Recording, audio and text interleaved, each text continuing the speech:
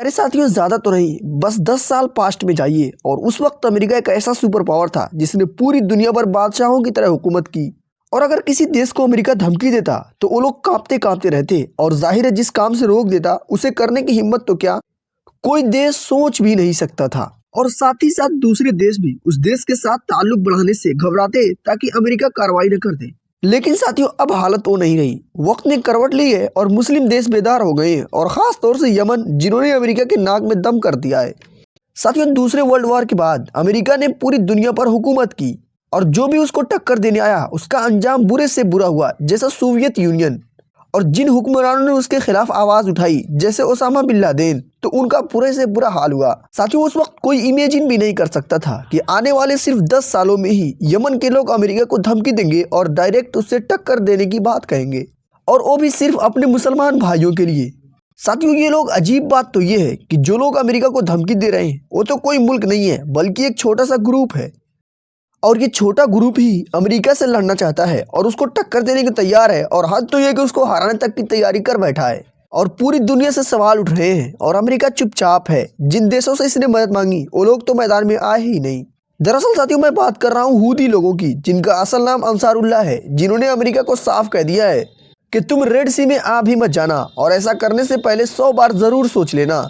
Red Sea will be your graveyard. हम Red Sea को तुम्हारा कब्रिस्तान बना देंगे। साथियों, इमेजिन करिए, इतने सख्त जुमले और धमकी से भरी जुमले 10 साल पहले अमेरिका को कोई कह भी नहीं सकता था, लेकिन आज यमन उसके छाती पे खड़ा है। साथियों, फिलिस्तीन और इजराइल की जंग में इन्होंने फिलिस्तीन का साथ दिया और इनके लिए क्या कुछ न किया, हालांकि करना दूसरे तमाम मुस्लिम मुल्कों को चाहिए था। हूदी लोगों ने रेड सी को ब्लॉक कर दिया है और इजराइल और अमेरिका के जहाजों को वहां से न गुजरने की धमकी दी है, और कई जहाजों को पकड़ भी लिया है। और जब अमेरिका ने देखा कि अब नुकसान ज्यादा हो रहा है, तो उसने ऐलान कर दिया, हम पूरी दुनिया से 10 देशों का एक ग्रुप बनाएंगे और ये ताकतवर ग्रुप तुमसे लड़ेगी और रास्ते को साफ करा लेगी।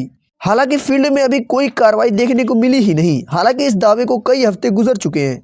साथियों, इसका असल वजह यह है कि जिन देशों से अमेरिका मदद मांगना चाह रहा है वो लोग तो खुद मैदान में नहीं आ रहे हैं। वो लोग सोच रहे हैं कि हम फालतू में अपने देश और अपने देश के लोगों का नुकसान क्यों करें। हालांकि ऐसा पहली बार नहीं हो रहा है कि जब अमेरिका और यमन का सामना होगा, बल्कि यूएई और यमन के बीच चलने वाली जंग में इनडायरेक्टली सामना अमेरिका से ही हो रहा था। और इन हुदू लोगों ने इनका क्या हाल किया, ये हम में से सब कोई जानता है। साथियों, उन 10 देशों के ग्रुप में खास तौर से वो देश शामिल है जो रूस के खिलाफ अमेरिका के साथ यूक्रेन की मदद कर रहे थे, और इन्होंने अपनी बुरी हालत देख ली और अब अमेरिका की मदद को तैयार ही नहीं हो रहे। साथियों, असल वजह तो ये है कि इन हिंदू लोगों के पास डिजिटल हथियार और खतरनाक किस्म के हथियार हैं। लाखों लाखों की फौज है, तो और ईरान और रूस का मदद भी शामिल है। साथियों, ये कोई ऑपरेशन तो नहीं होगा कि 1-2 हफ्तों में खत्म हो जाए, बल्कि एक बाकायदा जंग होगी जो महीनों और सालों तक लड़ी जा सकती है, और वो भी समंदर में लड़ना पड़ेगा जहां वो लोग एक्सपर्ट हैं। साथियों, इन शॉर्ट में समझिए, रेड सी पर यमन ने कब्जा कर लिया है और अमेरिका और इजराइल के जहाज़ों को जाने नहीं दे रहा है, और रूस के जहाज़ आराम से गुजर रहे हैं। आगे कुछ भी हो सकता है, एक खतरनाक किस्म की जंग चल सकती है, और अल्लाह ही बेहतर जानता है कब क्या कैसे होगा।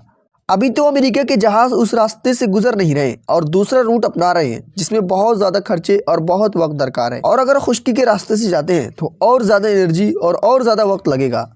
फिलहाल तो इनके जहाज रेड सी से नहीं गुजर सकते। प्यारे साथियों, अब हमें इजाजत दीजिए और वीडियो को लाइक करके चैनल को सब्सक्राइब भी कर लीजिए।